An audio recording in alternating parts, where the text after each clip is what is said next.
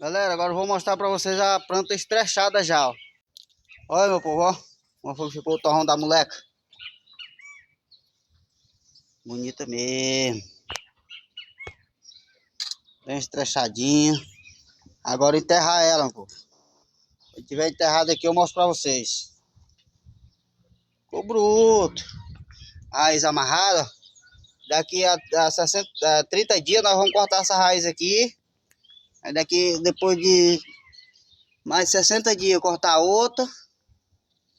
É isso aí, meu povo. Agora meter terra nele aqui agora. Quando tiver enterrado aqui, eu mostro pra vocês. Poxa, basta lá. São pra de cá. Show de bola.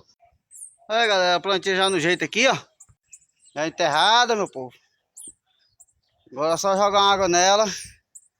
Galera, um pouco dessas plantas aqui, ó, vai pra São Paulo e outras vai pra Goiânia. É isso aí, meu povo. Forte abraço pro lado lá, que eu sou o Polegar, que abençoe a todos.